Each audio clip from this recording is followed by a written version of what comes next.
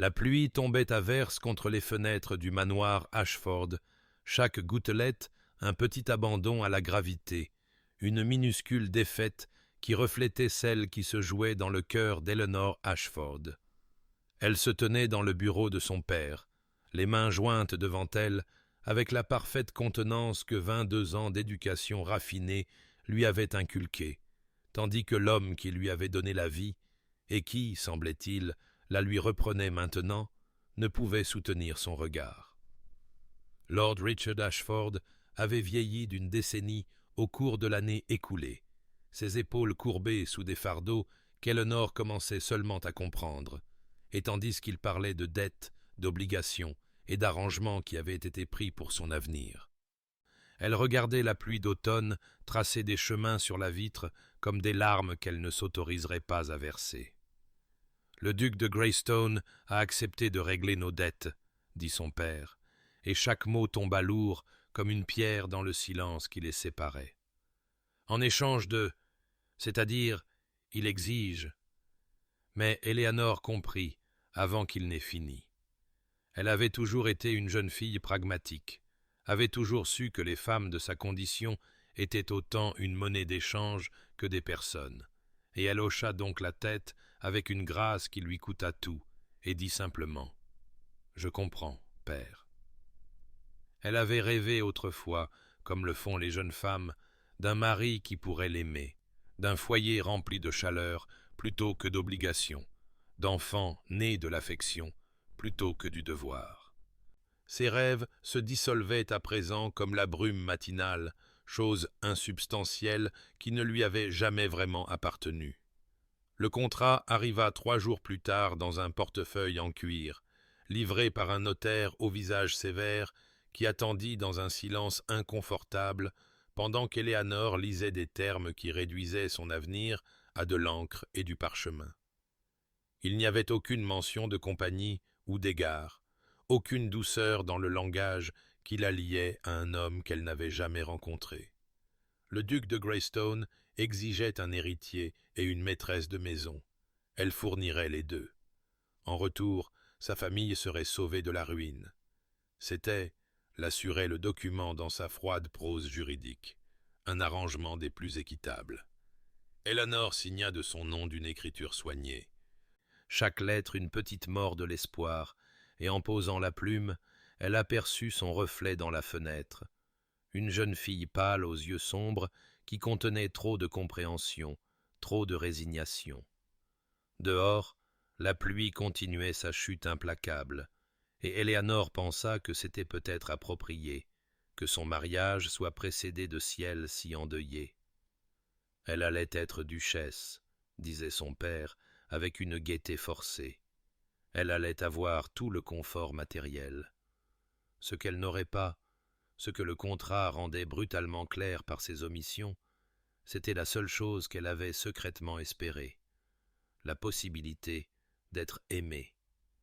Mais avant que le destin de nos amoureux ne soit révélé, abonnez-vous pour ne manquer aucun chapitre de romance et de scandale. Maintenant, commençons. Le jour du mariage se leva, gris et maussade, comme si les cieux eux-mêmes désapprouvaient l'union sur le point de se conclure sous eux. La cathédrale de Greystone s'élevait de la lande comme un reproche, toute de pierres sombres et de fenêtres étroites qui ne semblaient admettre la lumière qu'à contre-cœur, et tandis que le carrosse d'Eleanor approchait à travers la brume, elle pensa qu'elle ressemblait moins à un lieu de sainte célébration qu'à une belle tombe. L'assistance était clairsemée, une nécessité de discrétion, supposait-elle, car quelle famille souhaiterait proclamer que leur fille avait été vendue pour régler des dettes? Son père était assis à côté d'elle dans le carrosse, sa main tremblante tapotant la sienne avec une assurance à laquelle aucun d'eux ne croyait, et lorsqu'ils entrèrent dans la cathédrale, Eleanor compta peut-être 20 âmes dispersées parmi des bancs qui pouvaient en contenir des centaines, leurs visages curieux et pleins de pitié à parts égales. Et puis elle le vit. Le duc Adrian Thornwell se tenait à l'autel avec la posture rigide d'un homme faisant face à son exécution plutôt qu'à son mariage, et le souffle d'Eleanor se coupa malgré tout, malgré tout son pragmatisme résigné, car il était beau comme l'hiver lui-même est beau, tout en lignes acérées et en perfection froide. Ses cheveux sombres étaient impeccablement coiffés, ses traits aristocratiques et sévères, sa haute silhouette vêtue d'une tenue de cérémonie qui parlait de richesse, de goût et d'une totale indifférence envers la femme qui marchait vers lui. Il ne sourit pas à son approche, il ne s'adoucit pas. Il observa simplement sa progression dans l'allée avec des yeux de la couleur des nuages d'orage, et Éléanore se sentit mesurée, cataloguée et jugée adéquate à ses fins. Rien de plus. La cérémonie se déroula avec une précision mécanique, chaque mot prononcé par le prêtre tombant dans le vide immense de la cathédrale comme des pierres dans un puits. Éléanore prononça ses vœux d'une voix qui ne trembla pas, bien que ses mains tremblassent quand Adrian lui glissa la bague au doigt avec l'efficacité impersonnelle d'un homme concluant une transaction. Ses propres vœux furent prononcés d'une voix profonde et dénuée de chaleur, et lorsque le prêtre les déclara mari et femme, Adrian ne l'embrassa pas. Il lui offrit simplement son bras, un geste de pure forme plutôt que d'affection, et la reconduisit dans l'allée vers les portes et le jour gris au-delà. C'est alors qu'il se tenait dans le vestibule de la cathédrale, se préparant pour le voyage vers Greystone Hall, qu'il lui adressa ses premières paroles directes. « Nous devrions établir un accord, Lady Eleanor, » dit-il, et le titre qui aurait dû être remplacé par quelques termes affectueux resta froidement formel. « Ce mariage est un arrangement commercial. Vous aurez tout le confort matériel, toutes les courtoisies dues à votre position. Mais vous ne devez pas. » Et ici, ses yeux rencontrèrent les siens avec une honnêteté brutale. « Attendre d'amour de ce mariage. Je ne peux donner ce que je ne possède pas. »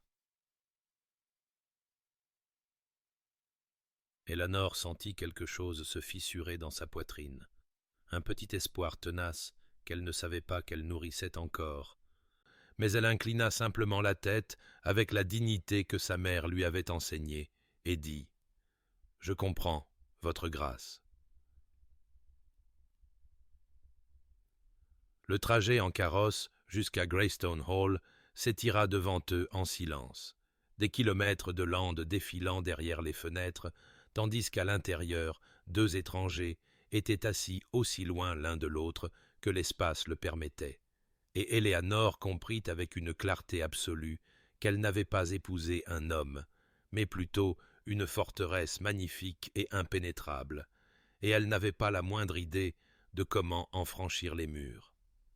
Greystone Hall se dressait devant eux comme sorti d'un roman gothique, tout en tours sévères et en fenêtres à meneaux, ses murs de pierre grise semblant absorber plutôt que réfléchir le peu de lumière que le ciel couvert offrait. Éléanore avait trouvé la cathédrale froide, mais ce n'était rien comparé à cette maison forteresse, ce monument à l'isolement qui devait maintenant être son foyer.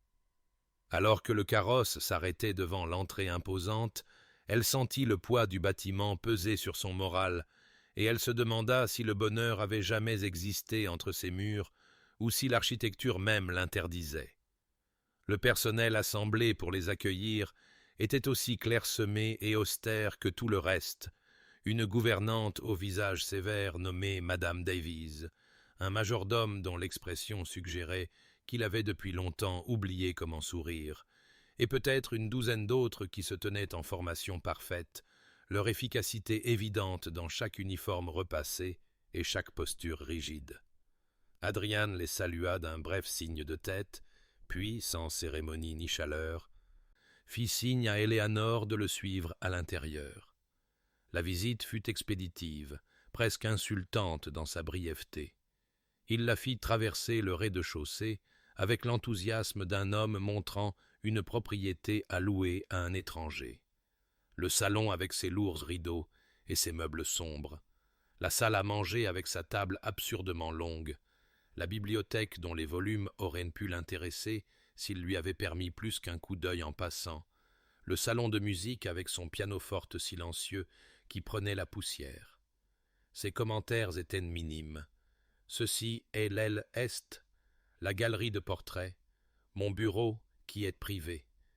Et à chaque phrase laconique, Éléanore se sentait assignée à sa place dans cette maisonnée, c'est-à-dire aucune place du tout.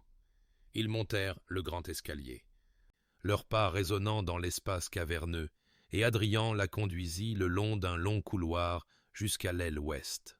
« Celles-ci seront vos appartements, dit-il, ouvrant des portes doubles pour révéler une suite indéniablement belle, tout en papier peint de soie, meubles fins et fenêtres donnant sur le parc, et totalement impersonnelles.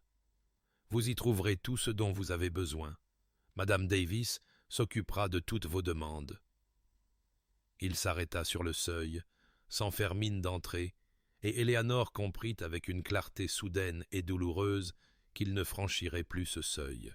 « Mes appartements sont dans l'aile est, » continua-t-il, confirmant ce qu'elle avait déjà deviné.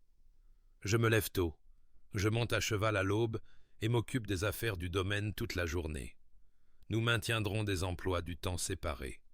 Vous êtes, bien sûr, maîtresse de cette maison, et pouvez l'ordonner comme bon vous semble, dans les limites du raisonnable. » Dans les limites du raisonnable. Comme si elle pouvait outrepasser ses droits, présumer trop de sa position d'épouse.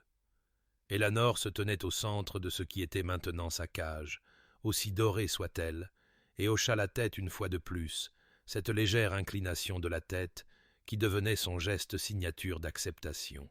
« Je comprends, votre grâce. » Il la laissa alors, ses pas s'éloignant dans le couloir, et Éléanore s'affaissa sur le bord de l'énorme lit à baldaquin, soudainement épuisée par le poids de son isolement.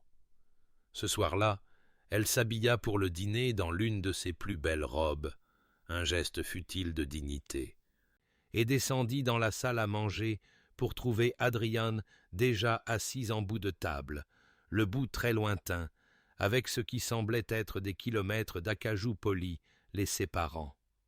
Ils mangèrent en silence, le grattement de l'argenterie contre la porcelaine étant le seul son dans cette vaste pièce, et Éléanore comprit que ce serait sa vie, belle, confortable et totalement, dévastatricement seule.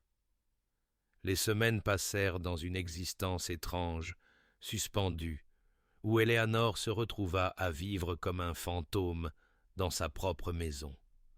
Adrien tenait sa parole avec une précision presque militaire. Il était parti avant son réveil, bien que des preuves de sa présence subsistassent dans la salle du petit-déjeuner. Une tasse de café à moitié vide, un journal plié aux pages financières, la faible odeur de son eau de Cologne dans l'air. Elle prenait son petit-déjeuner solitaire et écoutait le silence de la vaste demeure, un silence si complet qu'il semblait avoir un poids et une texture, et elle se demandait s'il était possible d'être mariée et pourtant plus seule qu'elle ne l'avait jamais été dans sa vie de célibataire.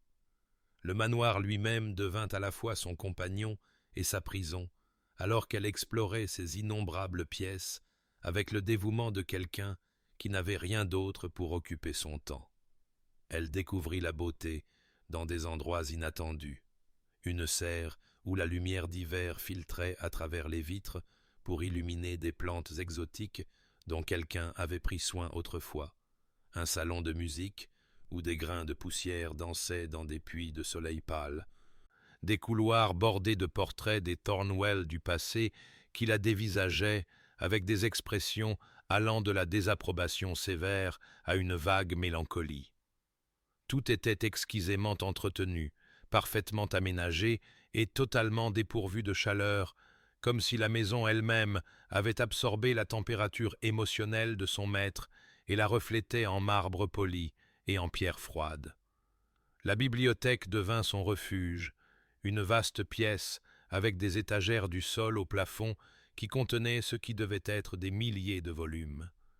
Éléanore y passait des après-midi entiers, blottie dans une alcôve de fenêtre avec le livre qui avait capté son intérêt, se perdant dans d'autres vies et d'autres mondes parce que le sien semblait à la fois trop petit et trop grand dans sa portée émotionnelle, trop grand dans son vide retentissant.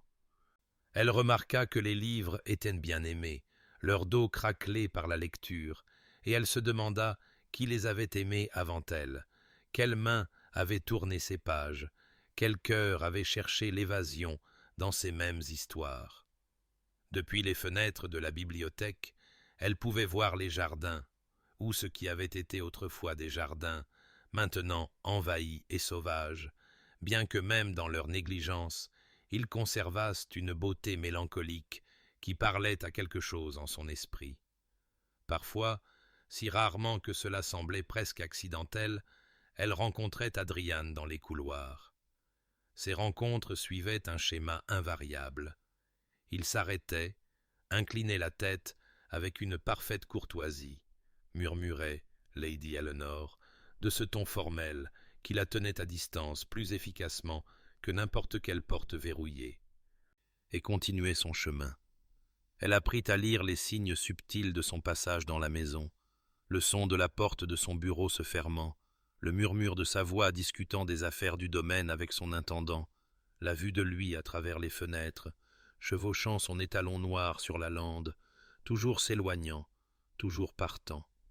Elle écrivit des lettres à la maison, des missives soigneusement joyeuses à son père, qui décrivaient la beauté du manoir et la générosité des dispositions de son mari, des mensonges par omission qui lui coûtaient plus que la vérité ne l'aurait fait. Les lettres restèrent sans réponse. Elle comprit.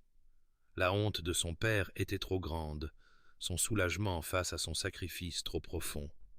Elle avait sauvé sa famille en disparaissant dans ce lieu froid et magnifique. Et il se contentait de la laisser disparaître complètement, de prétendre qu'elle n'avait jamais existé, plutôt que d'affronter ce qu'ils avaient fait. La bibliothèque était devenue le sanctuaire d'Éléanore, son havre de paix face au silence oppressant du reste du manoir, et elle avait pris l'habitude d'y passer des après-midi entiers avec une constance quasi désespérée, comme si la sagesse accumulée des siècles pouvait d'une manière ou d'une autre lui apprendre à vivre dans cette belle prison. Elle était plongée dans un volume de poésie romantique, les méditations de Wordsworth sur la solitude faisant écho à sa propre isolation, lorsque la porte s'ouvrit et qu'Adrian entra d'un pas déterminé, comme quelqu'un qui aurait oublié que quelqu'un d'autre pouvait occuper l'espace. Il s'arrêta net en la voyant. Une surprise authentique traversant ses traits, la première expression non gardée qu'elle avait vue sur son visage, et pendant un long moment, ils se regardèrent simplement à travers l'étendue de tapis persanes et de meubles en cuir. « Lady Eleanor, dit-il enfin, et elle entendit dans sa voix quelque chose qui aurait pu être de l'inconfort, comme si sa présence ici était une intrusion qu'il n'avait pas anticipée. « Je ne savais pas que vous... J'ignorais que vous utilisiez la bibliothèque. »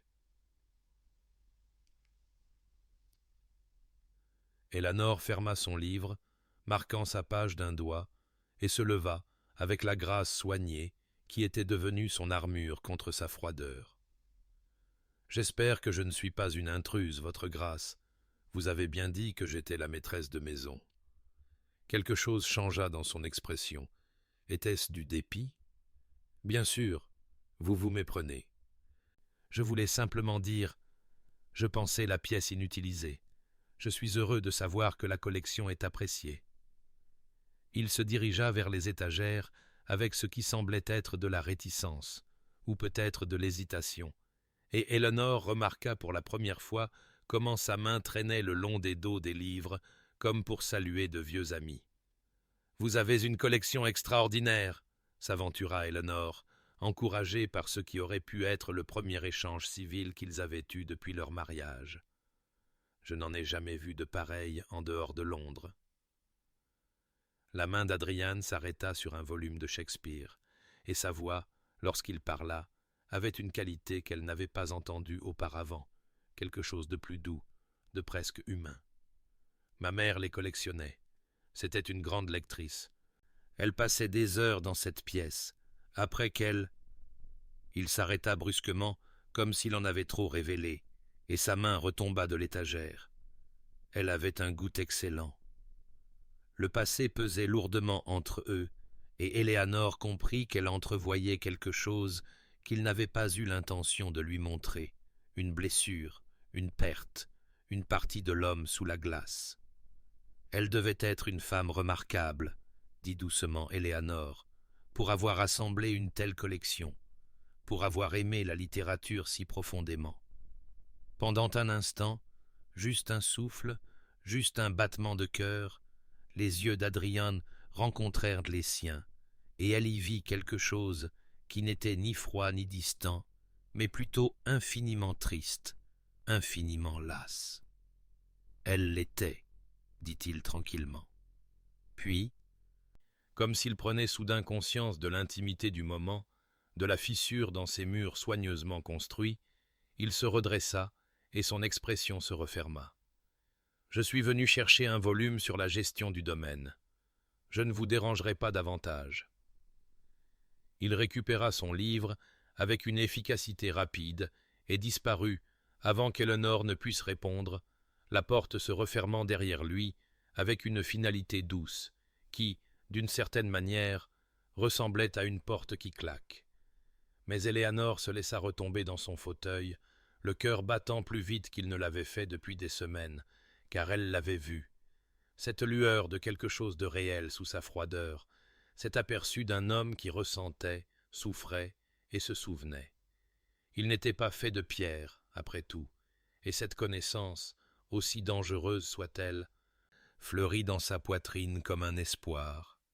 La rencontre à la bibliothèque, aussi brève fut-elle, changea quelque chose de fondamental dans la perception qu'Eleanor avait de son mari.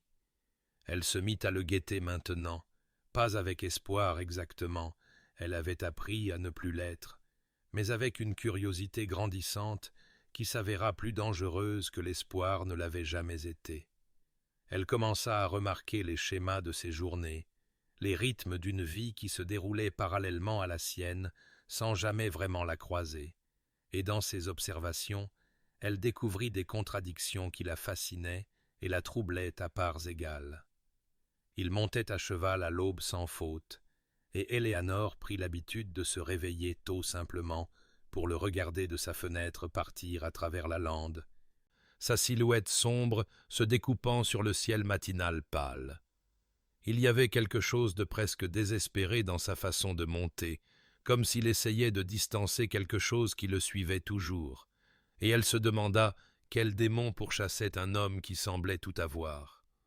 Il revenait 1 heure plus tard, son cheval en sueur et son propre visage rouge d'effort, et elle le voyait aux écuries, calmant l'animal avec des mains étonnamment tendres, lui parlant à voix basse avec une chaleur totalement absente de sa voix lorsqu'il s'adressait à elle. Un matin, Éléanore se promenait dans les couloirs lorsqu'elle entendit la voix d'Adrian venant des quartiers des domestiques, une zone qu'elle avait appris à considérer comme son domaine plutôt que le sien.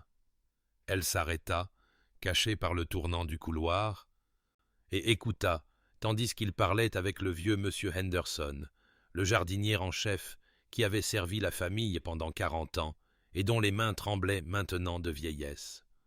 La voix d'Adrian était douce, concernée, s'enquérant de la santé de l'homme et des enfants de sa fille, insistant pour qu'il se repose davantage et laisse le gros du travail à des mains plus jeunes. Il y avait une affection sincère dans son ton, une réelle sollicitude, et Éléanore sentit quelque chose se tordre dans sa poitrine, car c'était la voix d'un homme capable de chaleur, de connexion, de gentillesse, rien de ce qu'il ne lui avait jamais accordé. Elle le revit dans sa façon de traiter avec Madame Davis, écoutant patiemment les préoccupations de la gouvernante concernant le toit vieillissant et la nécessité de réparation. Son attention concentrée et respectueuse. Elle l'observa avec son intendant, discutant des préoccupations des métayers avec ce qui semblait être un intérêt sincère pour leur bien-être. Il n'était pas, réalisa-t-elle avec une confusion croissante, un homme cruel. Il n'était même pas, par nature, un homme froid. Il était simplement froid avec elle, spécifiquement et délibérément froid avec elle, et cela faisait plus mal que si sa froideur avait été universelle. Eleanor passait de longues heures dans la bibliothèque, ne lisant plus mais regardant les jardins par la fenêtre et essayant de comprendre l'énigme d'Adrian Thornwell. Qu'est-ce qui l'avait rendu ainsi? Qu'est-ce qui avait extirpé la chaleur de son cœur pour ne laisser que cette coquille qui fonctionnait magnifiquement à tous égards, sauf celui qui comptait pour elle? La mère perdue, mentionnée si brièvement, en faisait sûrement partie, mais Éléanore sentait qu'il y avait plus, une blessure plus profonde qui lui avait appris à enfermer toute capacité d'amour qu'il possédait. Sa curiosité devint une sorte de tourment, car savoir qu'il pouvait être chaleureux rendait sa froideur envers elle moins comme une incapacité, et plus comme un choix, et elle ne savait pas ce qui était le pire. Tout commença par une toux. Eleanor l'entendit à travers la lourde porte en chêne du bureau d'Adrian, alors qu'elle passait un après-midi, un son profond et rauque qui parlait d'une maladie obstinément ignorée. Elle s'arrêta, la main à mi-chemin de sa propre porte, et l'entendit de nouveau, suivi du bruit de papier qu'on remue et du grattement d'une plume sur du parchemin. Il travaillait malgré tout, bien sûr. Les hommes comme Adrian Thornwell ne se permettaient pas la faiblesse de la maladie, ne laissaient pas quelque chose d'aussi banal que la souffrance physique interrompre la machine implacable du devoir et de l'obligation. Eleanor resta un long moment dans le couloir, en guerre avec elle-même. Il avait clairement indiqué qu'il ne voulait rien d'elle, ni douceur, ni soin, ni intrusion dans la vie soigneusement compartimentée qu'il menait. Offrir du réconfort serait probablement repoussé, et elle avait subi assez de petits rejets pour toute une vie. Pourtant, elle se retrouva à se diriger vers les cuisines quand même, à demander à la cuisinière du miel et du gingembre frais, à préparer du thé de ses propres mains, tandis que le personnel de cuisine observait avec une curiosité à peine dissimulée. Elle ajouta des herbes que sa mère lui avait apprises, du thym pour la gorge, de la camomille pour ses propriétés apaisantes, et versa le liquide fumant dans l'une des plus belles tasses en porcelaine de la maison. Le trajet jusqu'au bureau d'Adrian lui parut plus long qu'il n'aurait dû, son cœur battant d'une anxiété qu'elle essaya de qualifier de stupide. Elle frappa doucement, attendit, ne reçut aucune réponse. La toux avait cessé, mais elle pouvait entendre le grattement continu de sa plume. Eleanor prit sa décision rapidement, avant que le courage ne l'abandonne. Elle ouvrit la porte juste assez pour se glisser à l'intérieur, plaça le thé sur le coin de son bureau massif, où il ne pouvait manquer de le voir, et partit sans parler, sans attendre de voir sa réaction, sans lui donner l'occasion de refuser sa petite offrande. Elle entendit sa plume s'arrêter lorsque la porte se referma derrière elle, mais rien de plus. Le lendemain matin, en passant devant son bureau pour une course inventée, Éléanor jeta un coup d'œil par la porte entr'ouverte et vit la tasse, vide, sur une table d'appoint, attendant d'être ramassée par le personnel. Il ne l'avait pas remercié. Il n'avait reconnu le geste d'aucune manière. Mais la tasse était vide, et cela semblait en quelque sorte suffisant. Cela devint une habitude par la suite, de petits gestes silencieux qu'Eleanor offrait sans attente de reconnaissance ou de gratitude. Elle remarqua quand le feu de son bureau avait faibli et fit en sorte qu'il soit entretenu plus fréquemment. Elle observa qu'il prenait son café noir et fort le matin et s'assura que la cuisinière le préparait précisément selon ses goûts. Quand elle le vit revenir d'une longue chevauchée sous une pluie glaciale, elle fit envoyer de l'eau chaude dans ses appartements sans qu'on le lui demande. Adrian ne reconnut jamais verbalement ses bontés, ne croisa jamais son regard avec gratitude ou même conscience. Mais Éléanor commença à remarquer des changements subtils. La porte du bureau, autrefois fermement close chaque fois qu'il l'occupait, était maintenant légèrement entr'ouverte. Et plus significativement, de façon à faire battre son cœur, il cessa d'éviter la bibliothèque pendant les heures où elle s'y trouvait. Elle serait en train de lire, absorbée par son livre, et lèverait les yeux pour le voir entrer, s'installer dans un fauteuil de l'autre côté de la pièce, avec un volume de son choix. Il ne parlait pas. Il ne se saluait même pas au-delà du plus bref signe de tête. Mais ils partageaient un espace, et le silence entre eux semblait en quelque sorte moins hostile, moins froid, comme si une fragile entente se construisait par des gestes trop petits pour des mots. L'automne s'intensifia en quelque chose de plus sévère, les vents de la lande arrachant les dernières feuilles des arbres et faisant vibrer les fenêtres de Greystone Hall avec une férocité croissante. La maison devint plus froide malgré les feux entretenus dans chaque pièce, et Éléanore se retrouva à passer encore plus de temps dans la bibliothèque, où la cheminée était particulièrement grande et les murs de livres semblaient retenir la chaleur comme un être vivant. C'est là, dans ce sanctuaire de cuir, de papier et de lumière vacillante, que la distance entre elle et Adrian commença à se réduire par degrés infinitésimaux. Leur compagnie silencieuse devint une routine au fil des semaines. Éléanore s'installait dans son siège de fenêtre préféré en fin d'après-midi, et moins d'une heure plus tard, Adrian apparaissait, prenant le fauteuil en cuir près du feu avec son propre volume choisi. Ils existaient en parallèle, deux lecteurs partageant un espace mais pas de mots, et pourtant Éléanore sentait sa présence avec une conscience qui semblait remplir la pièce. Elle apprit ses habitudes de lecture, comment il fronçait les sourcils à certains passages, comment ses doigts tambourinaient sur l'accoudoir quand quelque chose le troublait, comment il fermait parfois les yeux comme pour mémoriser une phrase particulière. Et parfois, lorsqu'elle levait les yeux de sa propre page, elle le surprenait en train de la regarder par-dessus son livre. Ses yeux gris d'orage, contenant une expression qu'elle ne parvenait pas tout à fait à déchiffrer avant qu'il ne détourne rapidement le regard. Les premiers mots échangés entre eux dans la bibliothèque vinrent un soir où le vent hurlait particulièrement violemment dehors et le feu crépitait avec une intensité inhabituelle.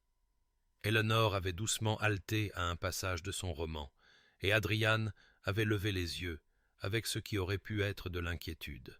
« Quelque chose ne va pas ?» demanda-t-il, et sa voix dans la pièce silencieuse la surprit tellement qu'elle faillit laisser tomber son livre. « Non, » parvint-elle à dire en se reprenant. « Simplement un passage émouvant.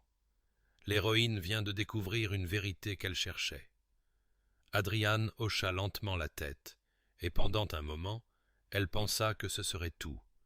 Mais il ajouta alors « Vous lisez beaucoup. »« Il y a peu d'autres choses pour occuper mon temps, » répondit Éléanore, et regretta instantanément l'amertume qui s'était glissée dans son ton. Mais Adrian ne sembla pas offensé. Au lieu de cela, quelque chose qui aurait pu être de la culpabilité traversa ses traits. « Ma mère ressentait la même chose, » dit-il tranquillement. Elle disait que les livres étaient des compagnons qui n'exigeaient rien d'autre que de l'attention. La conversation s'arrêta là, mais quelque chose avait changé. Une frontière invisible avait été franchie. Le soir suivant, lorsque le dîner fut annoncé, Éléanore se leva de sa chaise, s'attendant au repas solitaire habituel dans cette vaste salle à manger. Mais Adrian se leva aussi, mettant de côté son livre avec ce qui semblait être de la délibération.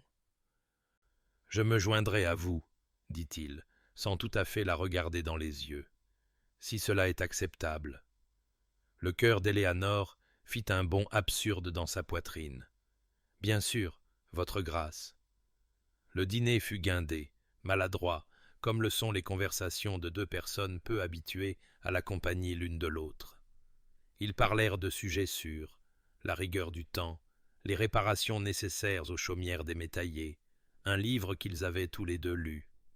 Les réponses d'Adrian étaient prudentes, mesurées, mais il écoutait quand elle parlait, écoutait vraiment, et une ou deux fois, Éléanore vit le fantôme de ce qui aurait pu être un sourire toucher les coins de sa bouche. Ce n'était pas de la chaleur, pas encore, mais ce n'était pas de la froideur non plus, et tandis qu'Éléanore se retirait dans ses appartements cette nuit-là, Elle sentit quelque chose de fragile et de dangereux se déployer dans sa poitrine. L'espoir.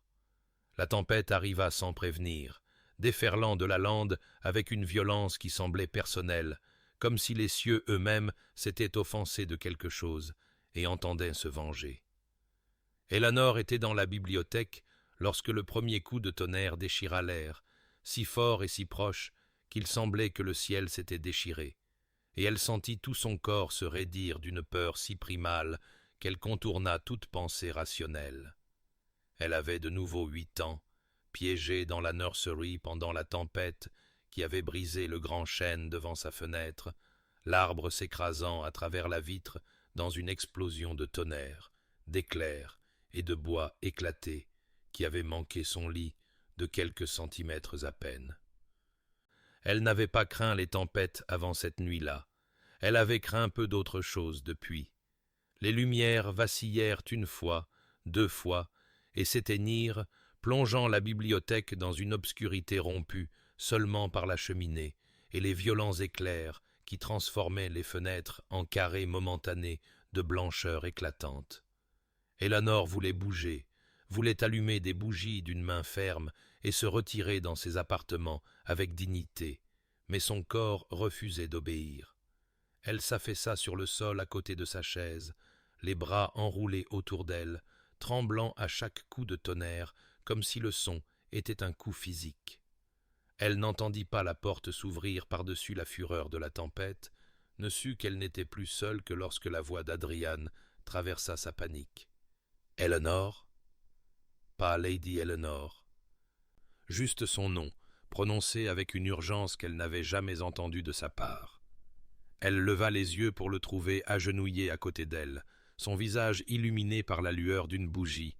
Il devait l'avoir apporté du couloir, et son expression montrait quelque chose qu'elle n'y avait jamais vu auparavant, de l'inquiétude.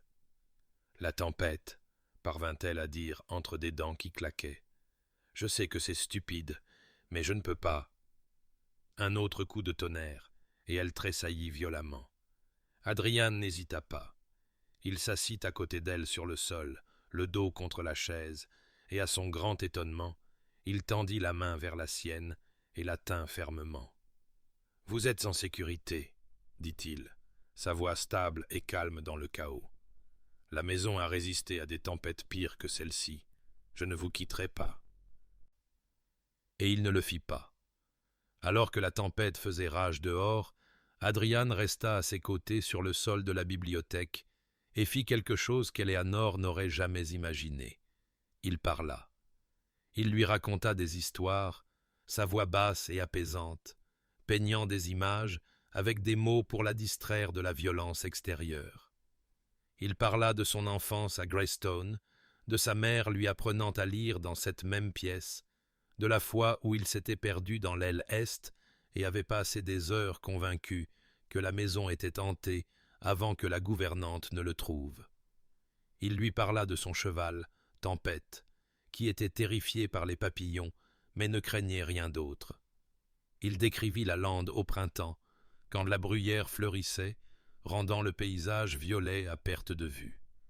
À chaque histoire, Eleanor sentit sa panique reculer, remplacée par quelque chose de plus chaud, quelque chose qui n'avait rien à voir avec le feu crépitant dans l'âtre. C'était l'homme qu'il avait été avant que quoi que ce soit n'ait gelé son cœur, cette âme bonne et douce qui s'asseyait sur le sol en tenant la main d'une femme terrifiée et la guidait à travers ses démons. Quand la tempête passa enfin et que la violence extérieure laissa place à une pluie régulière, Adrian l'aida à se relever avec une douceur qui lui mit les larmes aux yeux. Mais dès qu'elle fut debout, dès que la crise fut passée, elle le sentit se retirer. Les murs se relevèrent, la chaleur quitta son expression, et il recula comme s'il prenait soudain conscience de l'inconvenance de ce qui s'était passé. « Bonne nuit, Lady Eleanor, » dit-il formellement, et il disparut avant qu'elle ne puisse le remercier, la laissant seule avec les bougies vacillantes et la certitude qu'elle avait entrevu quelque chose de réel, de vrai, et que rien entre eux ne serait plus jamais tout à fait pareil. Après la nuit de la tempête, Quelque chose d'irrévocable avait changé dans l'architecture de leur mariage, et bien qu'Adrian se soit retiré derrière ces murs, les murs eux-mêmes semblaient en quelque sorte plus perméables, moins absolus. Leurs soirées à la bibliothèque devinrent non seulement une routine, mais un rituel, une heure sacrée, où le duc et la duchesse de Greystone n'existaient pas comme des étrangers liés par contrat, mais comme deux lecteurs qui partageaient un espace et, de plus en plus, leurs pensées. Les conversations commencèrent timidement. Un commentaire sur un livre, une question sur un auteur, des observations ne nécessitant que de brèves réponses, mais elles grandirent comme des lianes, lentement, avec persistance, jusqu'à ce qu'Éléanore se retrouve engagée dans des discussions qui duraient une heure ou plus. Ils parlaient de philosophie et de poésie, des idées qui les émouvaient et des passages qui avaient façonné leurs pensées. Adrien, découvrit-elle, avait un esprit aussi vif que prudent, et il écoutait ses opinions avec une attention qui lui donnait l'impression, pour la première fois depuis son arrivée à Greystone Hall, qu'elle était plus que simplement décorative.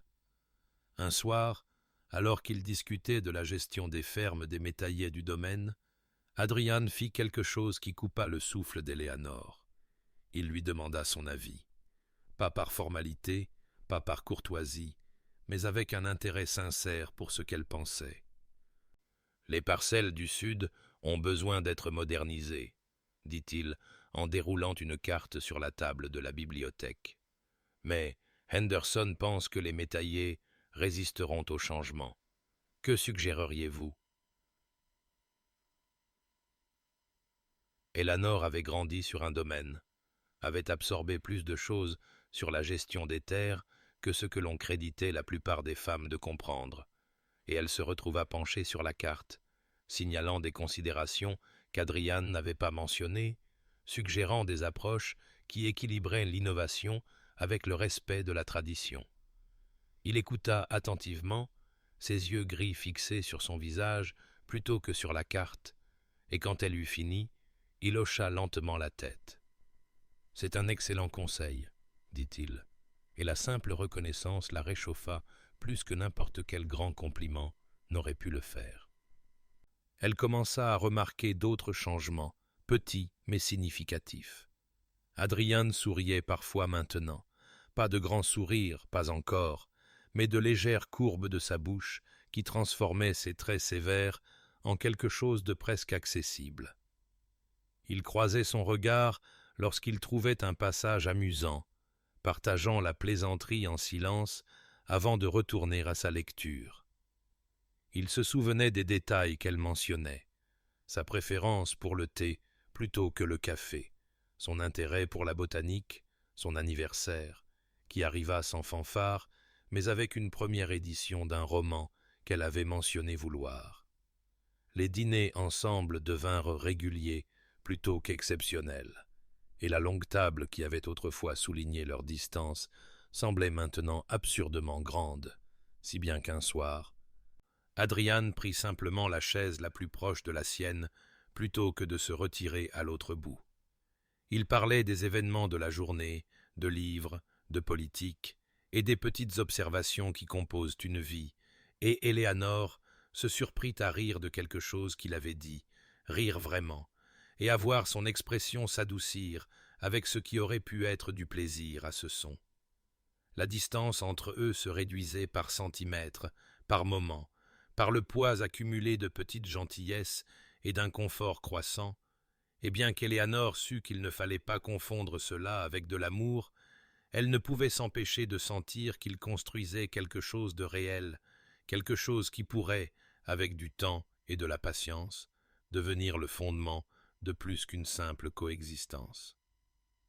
Éléanore observait les jardins par les fenêtres de la bibliothèque depuis des mois, notant comment même, dans leur négligence, ils conservaient une beauté sauvage qui parlait à quelque chose dans son âme. Ils avaient été magnifiques autrefois. Elle pouvait voir les vestiges de leur gloire passer dans les haies envahies et les parterres de fleurs étouffées, dans les sentiers de pierre disparaissant sous les mauvaises herbes et la fontaine depuis longtemps à sec. Un soir, rassemblant son courage, alors qu'elle et Adrien lisaient, elle posa la question qui mûrissait dans son cœur. « Votre grâce, je me demandais si je pouvais avoir votre permission de restaurer les jardins. Ils étaient si beaux autrefois, et je crois qu'ils pourraient l'être à nouveau. » L'effet de ces paroles fut immédiat et dévastateur.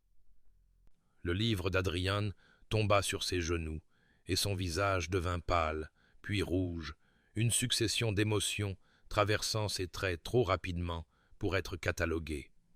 Quand il parla, sa voix était rauque de quelque chose qui ressemblait dangereusement à de la douleur. C'étaient les jardins de ma mère. Elle les a conçus elle-même, passait chaque jour à s'en occuper. Après sa mort, je ne pouvais pas... Il s'arrêta, sa mâchoire se crispant, comme si les mots lui coûtaient physiquement. Personne ne les a touchés depuis 10 ans. Eleanor sentit son cœur se contracter à la crudité de sa voix, cet homme qui se contrôlait si soigneusement, luttant maintenant visiblement. « Je comprends, » dit-elle doucement. « Je n'aurais pas dû présumer. Non. » Adrien se leva brusquement, arpentant la pièce jusqu'à la fenêtre pour regarder les terrains qui s'assombrissaient. « Non, vous avez raison. Elle aurait détesté les voir ainsi, négligés et mourants. Elle disait toujours que les jardins étaient des êtres vivants, que les abandonner était une sorte de meurtre. » Il resta silencieux un long moment, son reflet dans la vitre troublé et distant. « Faites comme vous le jugerez bon. Vous avez ma permission. » Mais la permission, Eleanor le comprit, n'était pas la même chose qu'une bénédiction, et le départ d'Adrien de la bibliothèque ce soir-là ressemblait à une retraite d'un champ de bataille. Néanmoins, elle commença le travail dès le lendemain matin, vêtue de sa plus vieille robe, les mains enveloppées dans des gants de jardinage ayant appartenu à une précédente maîtresse de maison. Elle travailla méthodiquement, arrachant les mauvaises herbes et les plantes mortes, découvrant la structure du jardin comme une archéologue révélant un trésor enfoui. Le travail était physique, épuisant, et exactement ce dont elle avait besoin. Un but au-delà de la lecture et de l'attente, une façon de laisser une marque sur ce lieu qui était resté si obstinément résistant à sa présence.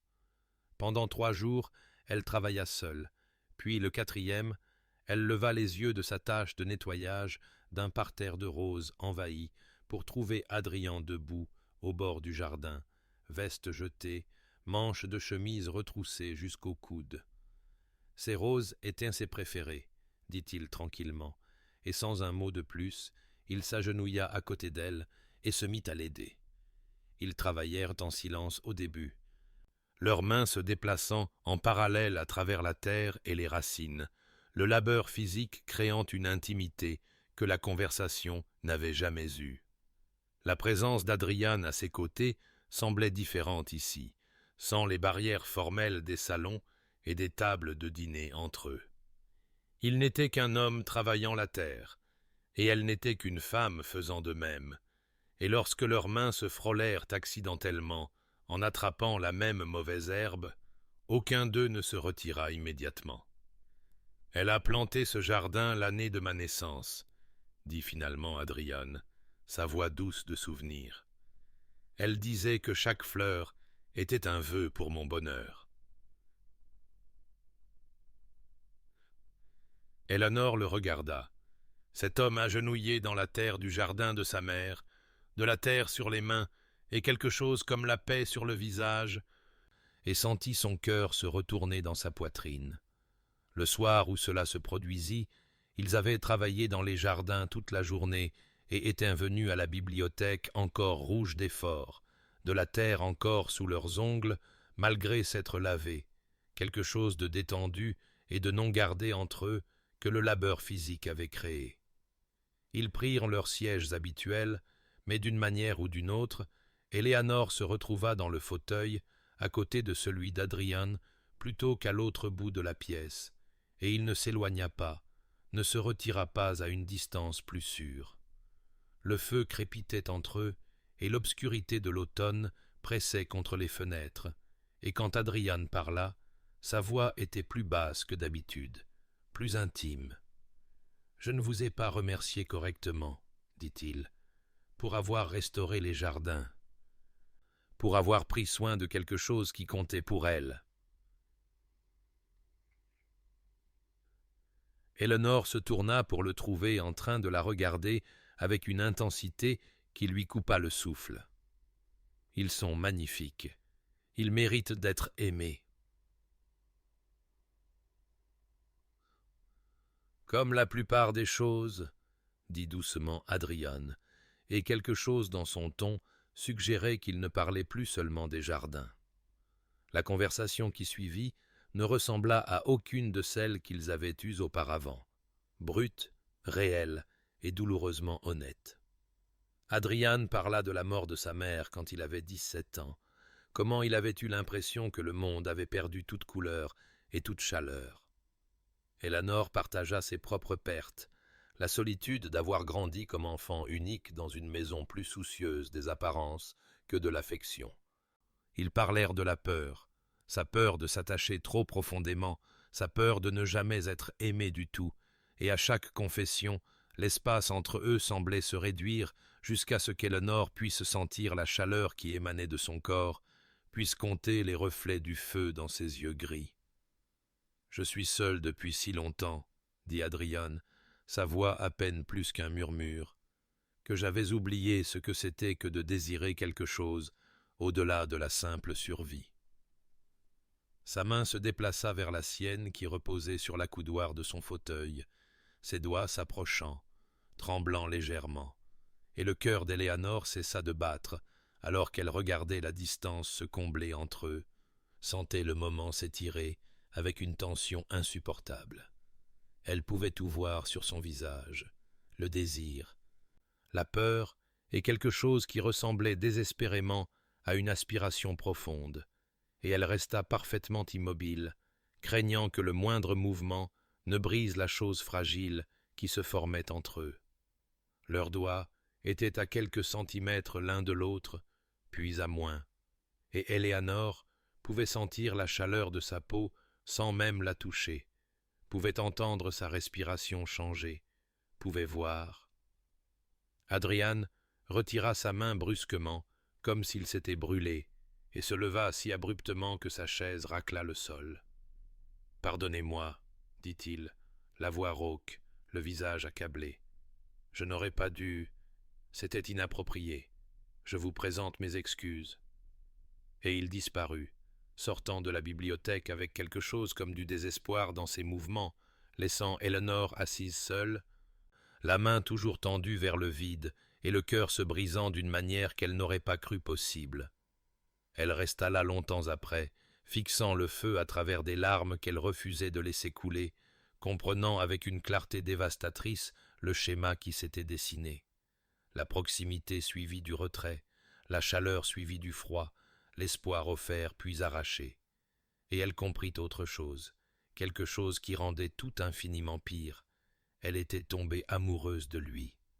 Complètement, irrévocablement, désespérément amoureuse d'un homme qui ne voulait pas, ne pouvait pas, se laisser l'aimer en retour. Eleanor évita la bibliothèque le lendemain, incapable de supporter l'idée de s'asseoir dans cet espace où l'espoir avait fleuri et était mort en l'espace d'un souffle.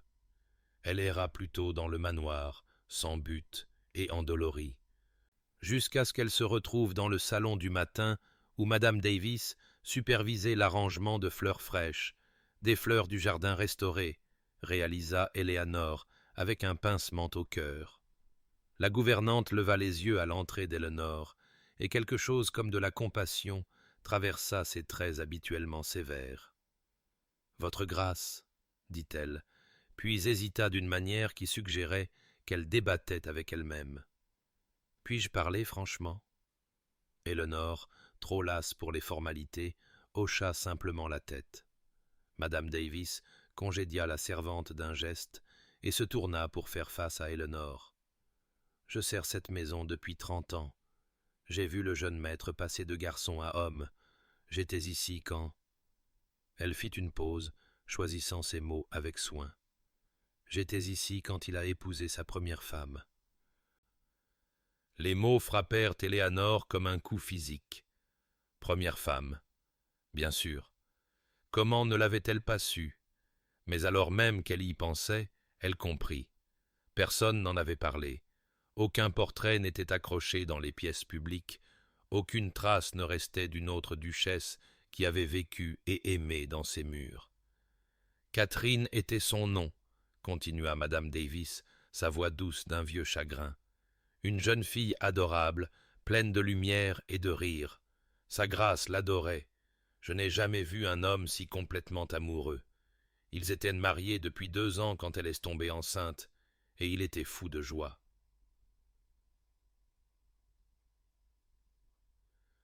Éléanore sentit quelque chose de froid s'installer dans son estomac, sachant déjà comment cette histoire devait se terminer.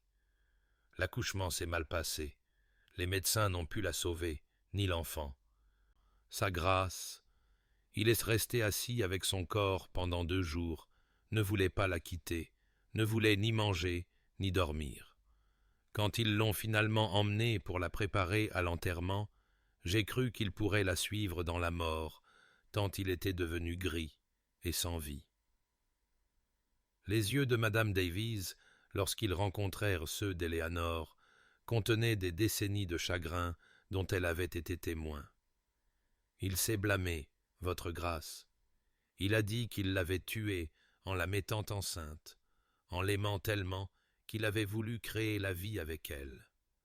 Il s'est tenu devant sa tombe et a juré qu'il n'aimerait plus jamais, qu'il ne soumettrait jamais une autre femme à ce risque, qu'il n'ouvrirait jamais son cœur à ce genre de perte. La main d'Éléanore trouva le dos d'une chaise, s'y agrippant pour se soutenir, alors que tout le poids de la compréhension s'abattait sur elle. « C'était il y a 3 ans, murmura-t-elle. « 3 ans, confirma Madame Davis. Quand ses dettes se sont accumulées, la maladie de Catherine lui avait coûté cher, et son chagrin l'avait rendu négligent dans la gestion du domaine. Les notaires ont proposé un mariage de convenance. Une jeune femme dont la famille avait besoin d'être sauvée, un arrangement qui n'exigeait rien de son cœur. Il a accepté parce qu'il croyait pouvoir vous garder à distance, pouvoir remplir son devoir sans... » Elle s'interrompit, mais Éléanore comprit, sans risquer son cœur, sans aimer, sans perdre à nouveau. « Mais je l'ai observé ces derniers mois, » dit doucement Madame Davis. « Je l'ai vu lutter contre ce qu'il ressent pour vous. Je l'ai vu se retirer chaque fois qu'il commence à s'attacher, chaque fois que les murs qu'il a construits commencent à s'effriter. Il est terrifié, votre grâce, terrifié de vous perdre comme il l'a perdue, elle. » Éléanore s'affaissa dans la chaise, sa vision se brouillant de larmes qu'elle ne pouvait plus contenir. La compréhension n'apportait aucun réconfort, aucun soulagement. Elle ne faisait qu'empirer les choses. Car maintenant, elle connaissait la vérité. Adrian n'était pas incapable d'aimer. Il avait aimé une fois, profondément et complètement, et cela l'avait détruit. Et il avait choisi, délibérément choisi, de ne plus jamais aimer. Et Éléanore, la bonne, la patiente Éléanore, qui était tombée désespérément amoureuse de son propre mari, était la femme qui payait le prix de la mort d'une autre femme. L'hiver arriva à Greystone Hall avec une cruauté qui semblait personnelle, la lande devenant blanche et amère, le manoir lui-même semblant se contracter contre le froid, comme si même la pierre et le mortier pouvaient ressentir le frisson. Éléanore regarda la première neige tomber de sa fenêtre et sentit quelque chose en elle se briser avec une finalité presque paisible, de la manière dont la glace se brise, nette et absolue. Elle ne pouvait plus continuer ainsi. Elle avait essayé. Dieu sait qu'elle avait essayé avec chaque once de patience et de bonté qu'elle possédait, avait aimé un homme qui refusait d'être aimé, avait attendu un cœur qui s'était délibérément enfermé. Comprendre pourquoi Adrian ne pouvait pas l'aimer ne rendait pas les choses plus faciles à supporter. Et Éléanore réalisa, avec une clarté soudaine, qu'elle avait vécu comme un fantôme dans sa propre vie, hantant les bords de l'existence d'un homme, tandis que sa propre vitalité s'épuisait lentement. Elle méritait mieux que cela. Pas la richesse, pas le titre, pas le confort. Ces choses ne signifiaient rien face au simple besoin humain d'être vue, d'être appréciée, de compter pour quelqu'un. Et elle ne comptait pas pour Adrian, pas de la manière dont elle en avait besoin, pas de la manière dont elle s'était bêtement autorisée à l'espérer. Il pouvait se soucier d'elle à sa manière prudente et distante, pouvait apprécier sa compagnie et ses efforts, mais il ne l'aimerait jamais, et Éléanore ne pouvait plus survivre avec les miettes de quasi-affection qu'il offrait entre ses retraites. La décision, une fois prise, apporta un calme étrange. Elle partirait. Elle retournerait à la maison de son père, affronterait la honte ou la difficulté qui l'y attendait, et commencerait le travail de reconstruction d'une vie qui lui appartenait plutôt que d'exister au service de la peur de quelqu'un d'autre. Cette nuit-là, incapable de dormir, Éléanore s'assit à son bureau et composa une lettre à la lueur d'une bougie, sa main ferme, malgré les larmes qui tombaient sur le papier et brouillaient occasionnellement un mot. Elle écrivit avec honnêteté mais sans cruauté, expliquant qu'elle ne pouvait plus rester dans un mariage qui la tuait à petit feu, qu'elle comprenait sa douleur mais ne pouvait continuer à se sacrifier pour elle, qu'elle espérait qu'il trouverait la paix, mais ne pouvait attendre indéfiniment qu'il la trouve. Elle n'écrivit pas qu'elle l'aimait, cette vérité semblait trop brute, trop vulnérable pour être confiée au papier.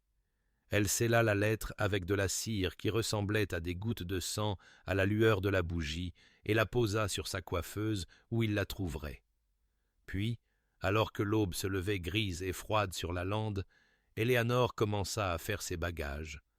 Ses mains bougeaient méthodiquement, pliant des robes et rassemblant des livres, plaçant ses quelques biens précieux dans des malles qui l'emporteraient loin de ce lieu magnifique et solitaire. Chaque objet semblait chargé de souvenirs. Le châle qu'elle avait porté lors des soirées à la bibliothèque, les gants de jardinage maintenant tachés de la terre du jardin qu'elle avait ramenés à la vie, la première édition qu'Adrien lui avait offerte pour son anniversaire. Elle les emballa tous, des larmes silencieuses coulant sur son visage, pleurant non pas ce qui avait été, mais ce qui ne serait jamais, pliant une vie qu'elle avait espérée, mais ne pouvait avoir. Adrian entra dans ses appartements de manière inattendue, sans frapper, ce qu'il n'avait jamais fait pendant tous les mois de leur mariage, et Éléanore leva les yeux de la malle qu'elle était en train de faire pour le trouver figé sur le seuil, son visage une étude d'incompréhension. Pendant un long moment, aucun d'eux ne bougea, et elle regarda ses yeux passer de son visage taché de larmes aux malles ouvertes, à la garde-robe à moitié vide, à la lettre posée sur sa coiffeuse, avec son nom écrit de son écriture soignée. Il se dirigea vers la lettre comme en transe, sa main tremblante, alors qu'il la prenait, et brisait le sceau. Éléanore resta silencieuse, le cœur battant, tandis qu'il lisait ces mots, des mots qu'elle avait choisis si soigneusement pour être honnête, mais non cruels, pour expliquer sans accuser, pour les libérer tous les deux de cette prison de demi-amour et de distance prudente. Elle observa son visage pendant qu'il lisait, vit la couleur s'en drainer, vit quelque chose qui ressemblait à de la dévastation remplacer son contrôle habituel. Quand il leva les yeux vers elle, ses yeux gris étaient fous de quelque chose qu'elle n'y avait jamais vu auparavant, la peur. « Qu'est-ce que vous faites ?» Sa voix était rauque, à peine reconnaissable. Éléanore releva le menton, faisant appel à des réserves de dignité qu'elle ne se savait pas posséder. « Je pars, Adrian. Je ne peux plus rester ici. » Elle utilisa son prénom délibérément. Une petite rébellion, une revendication de l'intimité qu'il lui avait toujours refusée. Je ne peux continuer à vivre comme un fantôme dans mon propre mariage, à exister à la périphérie de votre vie pendant que la mienne se fane. « Vous ne pouvez pas partir, dit-il, et cela sonnait moins comme un ordre que comme une supplique. « Nous avons un arrangement, un contrat. »« Un contrat qui me tue, » interrompit Éléanore, sa voix stable malgré les larmes qui menaçaient de couler à nouveau. « J'ai essayé, Dieu sait que j'ai essayé d'être ce dont vous aviez besoin. J'ai été patiente, j'ai été silencieuse, je n'ai rien demandé. Mais je ne peux plus faire cela. Je ne peux pas vous aimer à distance pendant que vous gardez votre cœur enfermé dans une tombe. » Adriane tressaillit comme si elle l'avait frappé. « Je vous ai dit dès le début de ne pas attendre d'amour de ce mariage. Vous avez accepté ces termes. Et je n'attends pas d'amour, dit Éléanore, et sa voix se brisa légèrement sur les mots. J'ai assez bien appris cette leçon. Mais je découvre que je ne peux vivre sans même de l'affection, Adriane. Sans chaleur, ni égard, ni la simple reconnaissance que j'existe en tant que plus qu'une solution commode à vos difficultés financières. Vous avez été gentil avec vos serviteurs, doux avec vos chevaux, mais envers moi, votre femme, vous n'avez été qu'une série de murs et de portes closes. » Elle se retourna vers ses bagages, incapable de supporter plus longtemps l'expression sur son visage. « Je vous libère de toute culpabilité que vous pourriez ressentir. Ce n'est pas votre faute. Vous avez été honnête sur ce que vous ne pouviez pas me donner. La faute est mienne d'avoir espéré que cette honnêteté pourrait changer. » Adriane quitta sa chambre si brusquement qu'il faillit trébucher, et Éléanore entendit ses pas résonner dans le couloir avec un rythme qui tenait du désespoir. Elle resta tremblante au centre de ses appartements, ses mains secouées si violemment qu'elle dut les joindre pour les calmer, et tenta de reprendre ses bagages avec un semblant de calme. Mais les vêtements qu'elle pliait maintenant étaient froissés par ses larmes, et elle finit par abandonner la comédie, s'affaissant sur le bord de son lit pour rassembler ce qui lui restait de force. Elle finirait ses bagages, commanderait un carrosse, quitterait cet endroit et ne regarderait jamais en arrière. Elle le devait. La survie l'exigeait. Quand elle se fut suffisamment ressaisie pour se lever, Éléanore souleva l'une de ses plus petites malles et la transporta vers la porte, avec l'intention de la faire descendre dans le hall d'entrée. Mais lorsqu'elle atteignit la porte de son aile, la porte qui menait aux couloirs principaux de la maison, elle la trouva verrouillée. Elle essaya de nouveau la poignée, certaine de se tromper, mais elle ne tournait pas. Une froide compréhension commença à s'insinuer dans ses veines, alors qu'elle posait la malle et se dirigea rapidement vers l'escalier de service à l'autre bout de son aile. Verrouillée. La porte du balcon qui donnait sur les jardins. Verrouillée. Chaque sortie de ses appartements, chaque issue possible, sécurisée contre elle. Éléanore sentit la rage monter dans sa poitrine, chaude et juste. Et elle rassembla ses jupes et se mit à frapper sur la porte principale, appelant le personnel, quiconque pourrait entendre et expliquer cette folie. Mais personne ne vint, et finalement, Éléanore comprit avec une clarté absolue ce qu'Adrien avait fait. Elle le trouva dans le grand hall d'entrée, debout devant les grandes portes comme s'il les gardait, et son apparence la choqua. Ses cheveux en désordre là où il avait passé ses mains dedans, sa cravate desserrée, ses yeux fous de quelque chose qui ressemblait dangereusement à de la folie. Quand il la vit descendre les escaliers, elle avait trouvé un passage de service resté déverrouillé. Il se redressa, mais ne bougea pas de sa position, bloquant la sortie. « J'ai verrouillé toutes les portes, dit-il, et sa voix était rauque, dépouillée de tout son contrôle habituel. Toutes les sorties de la maison. Vous ne pouvez pas partir. » La colère d'Éléanore flamboya si vivement qu'elle s'en sentit incandescente. « Vous ne pouvez pas me garder prisonnière. Vous n'en avez pas le droit. C'est de la folie, Adriane.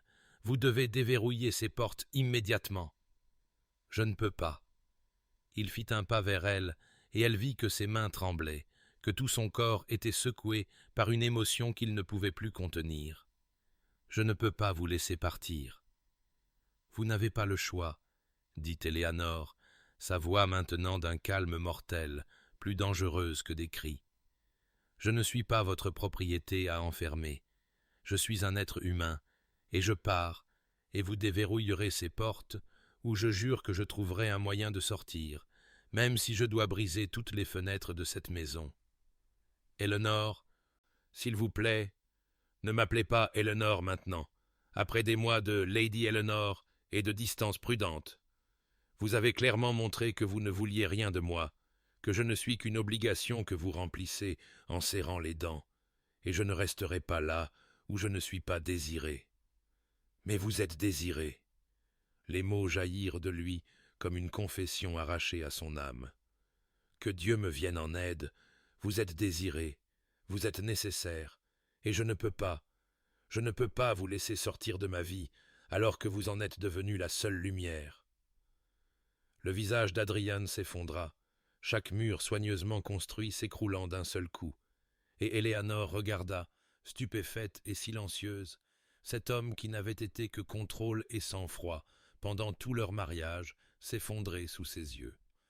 Il s'affaissa sur la première marche du grand escalier comme si ses jambes ne pouvaient plus le soutenir, la tête dans les mains, et quand il parla, sa voix était brisée, rauque de chagrin et de peur réprimée pendant des années. « Catherine est morte dans mes bras, dit-il, le nom de sa première femme tombant entre eux comme une pierre dans une eau calme. Elle s'est vidée de son sang pendant que je la tenais, sans rien pouvoir faire, rien pour la sauver, elle ou notre enfant. Je l'aimais si complètement que lorsqu'elle est morte, j'ai cru que j'allais mourir aussi. Je voulais mourir. Et quand j'ai survécu, quand je me suis réveillé chaque matin pour me trouver encore en train de respirer, j'ai juré que je n'aimerais plus jamais, que je ne donnerais plus jamais mon cœur si complètement que le perdre pourrait me détruire. » Il leva les yeux vers elle alors, et ses yeux gris étaient noyés de larmes qu'il ne tenta pas de cacher. Et puis vous êtes arrivé, vous, avec votre dignité tranquille et votre bonté patiente, votre douce présence qui ne me demandait rien et qui, d'une manière ou d'une autre, me donnait tout. J'ai essayé si désespérément de vous garder à distance, de maintenir les murs que j'avais construits, mais vous vous êtes glissé à travers eux quand même, dans la bibliothèque, dans les jardins, dans 1000 petits moments où j'oubliais de garder mon cœur. Eleanor sentit ses propres larmes couler librement maintenant, sa colère se dissolvant en quelque chose de plus complexe, de plus douloureux. Je vous ai senti vous installer dans mon âme comme la lumière revenant après un hiver sans fin, continua Adrian, sa voix se brisant. Votre thé laissé dans mon bureau, votre restauration des jardins de ma mère, votre rire quand je parvenais à dire quelque chose d'amusant, la façon dont vous me regardiez comme si je n'étais pas un monstre mais simplement un homme. J'étais terrifié que si je me laissais vous aimer, je vous perdrais comme j'ai perdu Catherine, que Dieu, ou le destin, ou quelque force cruelle qui gouverne l'univers, vous prendrait à moi comme punition pour avoir osé aimer à nouveau. Il se leva brusquement, traversant l'espace entre eux, et Eleanor put voir qu'il tremblait. Alors je vous ai repoussé chaque fois que je sentais que je me rapprochais trop, chaque fois que mon cœur essayait de s'ouvrir à vous. Je me disais que je vous protégeais, que je nous protégeais tous les deux. Mais j'avais tort, si désespérément, dévastatricement tort. Parce que vous repousser signifie vous perdre de toute façon, et je ne peux pas. Sa voix se brisa complètement. Je ne peux pas survivre à votre perte, Eleanor. Je vous aime. Que Dieu me vienne en aide. Je vous aime depuis des mois, peut-être depuis cette nuit de tempête où vous m'avez laissé voir votre peur, peut-être depuis le premier instant où vous m'avez regardé avec ces yeux sombres qui ont vu à travers toutes les défenses que je possédais. Le cœur d'Eleanor se brisait et se réparait tout à la fois, se fracassant et se reformant en quelque chose de nouveau. « Adrian » murmura-t-elle, et son nom sur ses lèvres ressemblait à une prière. « Je vous aime. Je vous ai aimé même quand ça faisait mal, même quand vous vous retiriez, même quand je savais que je devais protéger mon cœur, mais que je ne le pouvais pas. » Il tendit la main vers les siennes, les agrippant comme si elle était la seule chose qui l'ancrait à la terre. « Restez, » plaida-t-il, et il n'y avait plus de fierté en lui, seulement un besoin nu et un espoir désespéré. « S'il vous plaît, restez. Laissez-moi passer le reste de ma vie à prouver que je peux être le mari que vous méritez, à vous aimer comme vous auriez dû être aimé depuis le début. Je déverrouillerai toutes les portes, j'abattrai tous les murs. Juste, s'il vous plaît, ne me quittez pas. » Éléonore regarda cet homme devant elle, son mari, cet étranger qu'elle avait aimé à distance, maintenant à nu, vulnérable, et lui offrant tout ce qu'elle avait toujours voulu, et sentit l'énormité du moment s'installer sur eux deux. Elle ne retira pas ses mains des siennes, mais elle n'acquiesça pas non plus immédiatement, car elle avait appris pendant ces mois de solitude que l'amour sans honnêteté n'était qu'une autre forme d'isolement, et elle n'échangerait pas une prison contre une autre, aussi belle soit-elle. « Je resterai, » dit-elle, et vit l'espoir s'embraser dans ses yeux avant de continuer. « Mais pas comme j'ai vécu. Je ne peux pas retourner au silence et à la distance, Adriane. Si nous devons avoir un mariage, un vrai mariage, alors nous devons apprendre à nous parler, de nos peurs, de notre douleur, de tout ce que nous avons gardé pour nous. Vous devez me laisser entrer, vraiment entrer, pas seulement lorsque la crise fait tomber vos murs, mais chaque jour, à chaque petit moment. » Adriane hocha la tête, sa prise sur ses mains se resserrant. « Oui, tout, absolument tout, je le jure. Et je dois pouvoir avoir confiance que lorsque vous vous retirerez, parce que les vieilles habitudes ne meurent pas facilement, vous reviendrez, que vous combattrez votre peur au lieu de vous y abandonner, que vous me choisirez, que vous nous choisirez, même quand cela vous terrifie. Je le ferai, dit-il, sa voix féroce de promesse.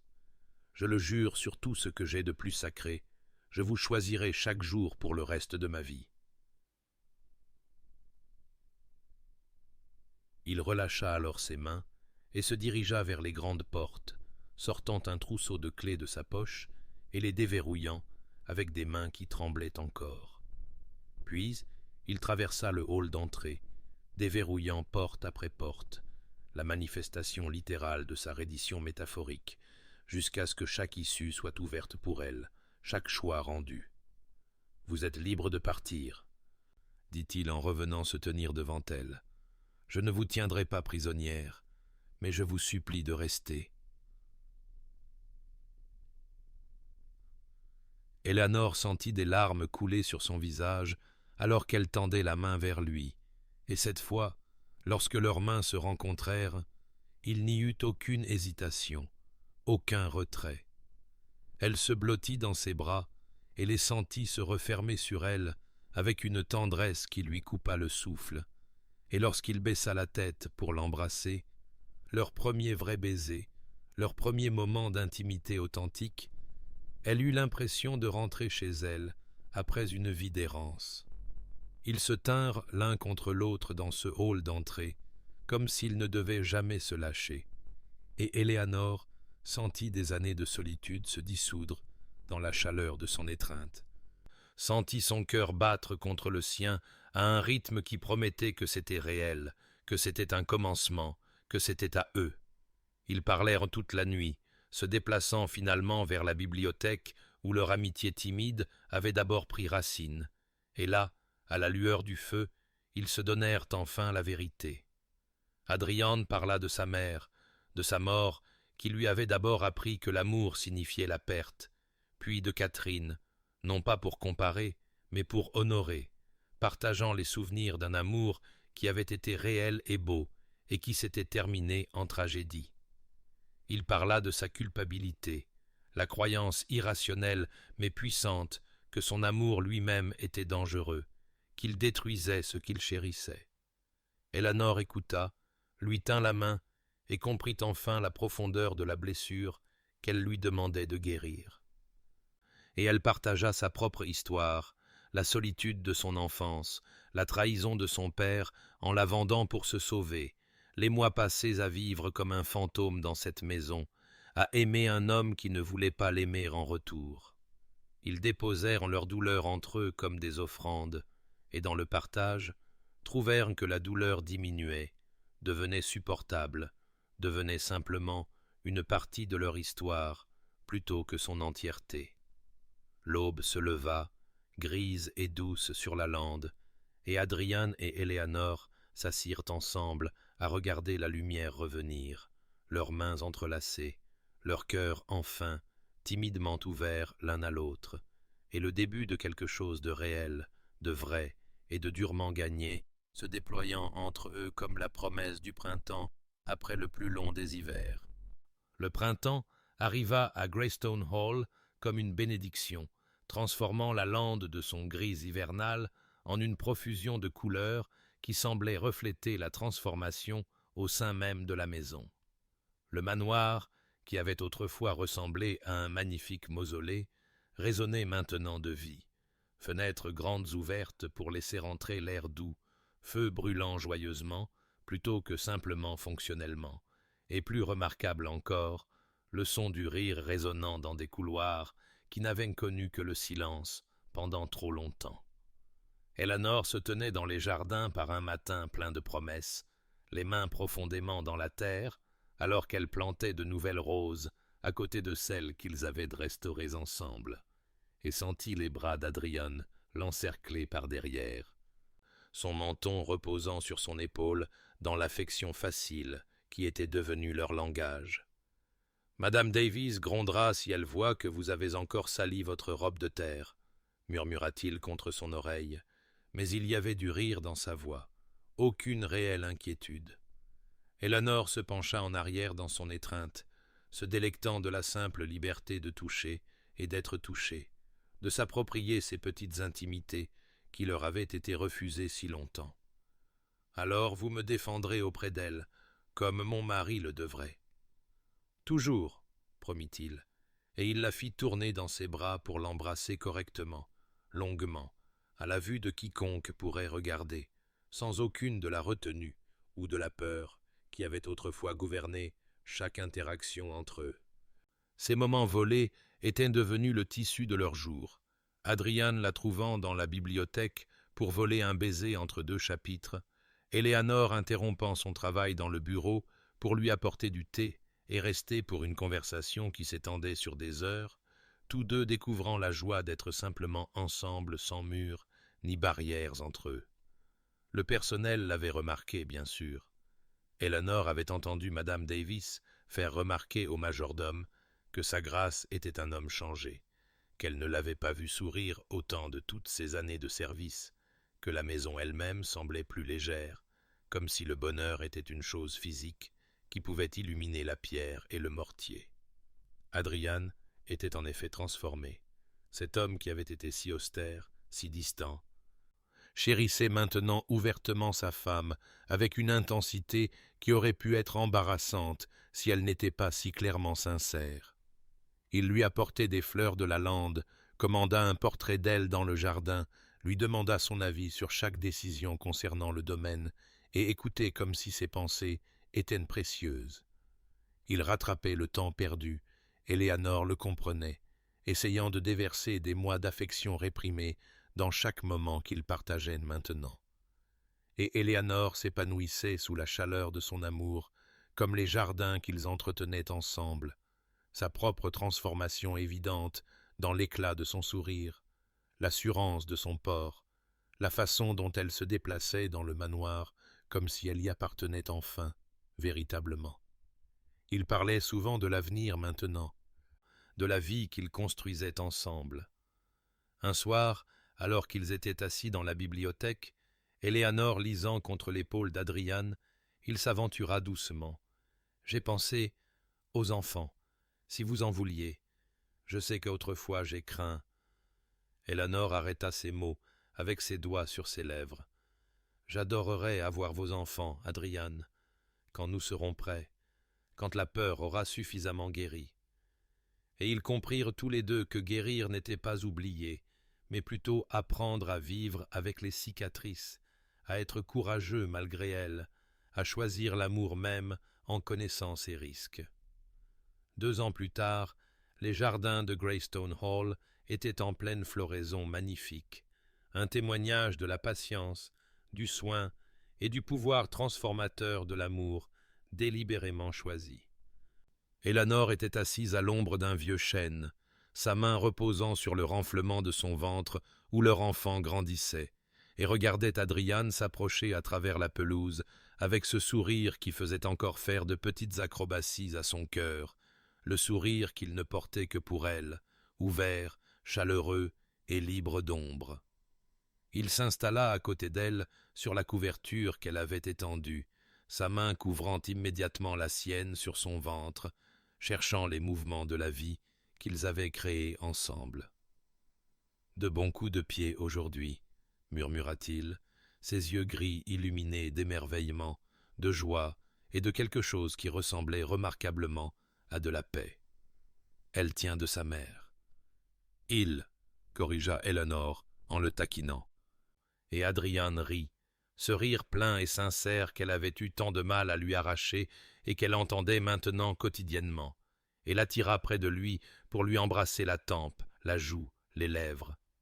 Ils restèrent assis ensemble alors que la lumière de l'après-midi devenait dorée, lisant à haute voix un livre de poésie, sa main ne quittant jamais l'endroit où leur enfant bougeait sous le cœur d'Éléanor, et elle pensa à la femme qu'elle avait été 2 ans auparavant, seule, résignée, prête à partir, et s'émerveilla de la façon dont leur vie s'était complètement transformée. Adrian avait tenu chaque promesse faite dans cette confession désespérée à l'aube, avait choisi la vulnérabilité plutôt que la sécurité, avait appris à exprimer ses peurs au lieu de se cacher derrière elles, et ce faisant, s'était libéré de la prison de sa propre culpabilité. Il ne tressaillait plus au bonheur, n'attendait plus que la tragédie frappe. Il l'aimait simplement, ouvertement et complètement, et se laissait aimer en retour. Cher auditeur, si vous êtes resté avec nous tout au long de ce voyage, peut-être vous reconnaissez-vous en Eleanor ou en Adrian. La solitude d'aimer quelqu'un qui ne peut vous aimer en retour, ou la peur qui vous enferme loin de la chose même dont vous avez le plus besoin. Sachez ceci. Parfois, les cœurs les plus froids n'ont besoin que de patience et de la chaleur d'une bonté constante pour dégeler. Mais la patience ne doit jamais signifier le martyre. La volonté d'Éléanor de partir, de se choisir elle-même et sa propre valeur, est devenue le catalyseur qui a forcé Adrian à affronter ce qu'il perdait. L'amour véritable exige la vulnérabilité des 2 personnes. Le courage d'une seule personne ne peut soutenir une relation. Si vous vous retrouvez à vivre comme un fantôme dans votre propre vie, acceptant des miettes alors que vous méritez le festin, souvenez-vous que vous apprenez aux gens comment vous traiter parce que vous acceptez. Partir n'est pas un échec, mais plutôt un acte de profond respect de soi, et c'est parfois la chose même qui fait réaliser à quelqu'un ce qu'il tenait pour acquis. Mais sachez aussi que certains cœurs ne peuvent être ouverts de l'extérieur, que vous ne pouvez pas aimer quelqu'un jusqu'à sa guérison, et qu'il n'y a aucune honte à partir lorsque rester vous coûte votre propre être. Puissiez-vous trouver le courage d'être vulnérable, la sagesse de connaître votre valeur, et la grâce de choisir l'amour lorsqu'il est offert librement plutôt que distribué en parts craintives. Puissiez-vous construire des jardins là où il n'y avait autrefois que la nature sauvage, et puissiez-vous connaître la paix d'être aimé exactement tel que vous êtes. Reposez-vous bien, cher auditeur, et puisse votre propre histoire trouver son bonheur. Ceci était une histoire de Sweetly Told Stories, où chaque fin nous rappelle que l'amour, le véritable amour, vaut toujours le courage qu'il exige.